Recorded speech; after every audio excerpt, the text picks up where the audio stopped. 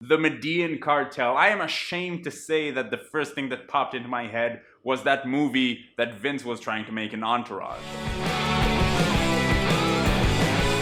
Welcome to Binge Watchers, where we talk about the stories and characters we love and the shows they live in. My name is Ron, and let's talk about the upcoming Netflix original, Narcos. So Netflix is releasing their latest original series this Friday, which is tomorrow as of recording this, and if you hadn't noticed, Netflix originals are awesome. The only one that really didn't do well was Marco Polo, but even that gets another chance with Season 2. Sense8 was renewed for Season 2, Bloodline's getting a Season 2, Daredevil and the other Marvel shows. These guys know what they're doing. So I will do my best to binge Narcos the day it comes out, but before that, here's some context and background to get you ready for Narcos. So Narcos is going to tell the story of the rise of the Medellin cartel, and more specifically, the rise of Pablo Escobar, who went from pretty much nothing to running the largest drug empire in history. Fun fact, at its peak, the Medellin cartel employed more people than Domino's, FedEx, and Google combined. That was not a fun fact, that was a terrifying fact. So the story is going to have two sides. Half of the show is going to be about Pablo Escobar and his personal story, and the other half about the two DEA agents who are trying to take him down. One of the things that I already love about this is that the Colombian part is going to be in Spanish with South American actors speaking Spanish, and not English in a Spanish accent that assumes that we're too stupid to read subtitles. Steve Murphy and Javier Peña, who are the actual DEA agents that went after Pablo Escobar, both signed on as technical consultants on the show. Now, I'm sure that the show takes some liberty with the story to make it more cinematic and more watchable,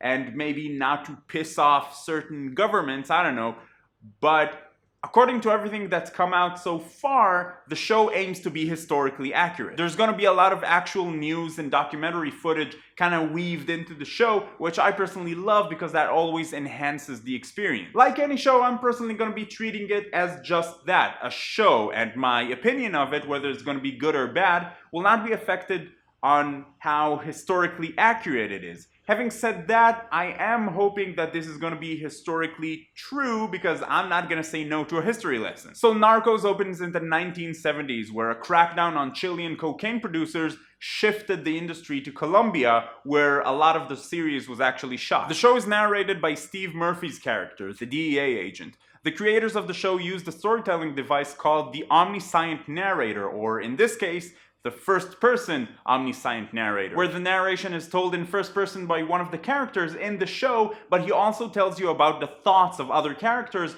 or events that take place in other locations from where that character actually is. That, along with all the archived footage, is supposed to give us more of a documentary feel. The show is set to go far beyond just the personal stories of Pablo Escobar or that of the DEA agents, and also kind of chronicle the political history of Latin America and the political climate that allowed the rise of these drug cartels. All in all, I am very much looking forward for this show. What about you? Are you going to be binge watching Narcos this weekend? Are you going to be binge watching something else this weekend? It's the weekend, you have to binge watch something. If you like this video, please give it a thumbs up, it really helps out a lot, and if you're finding Binge Watchers for the first time, welcome! I'd like to invite you to join the Binge Watchers community, where we talk about TV every Monday, Wednesday, and Friday, usually, and with reviews and news and sketches and opinions and all kinds of great stuff, all for you fellow binge watchers and TV lovers. So you can go ahead and click that big subscribe button to join in on the fun, or you can check out any of the other videos on the channel. Kind of lost my train of thought there. My name is Ron. Keep binging, and I'll see you next time.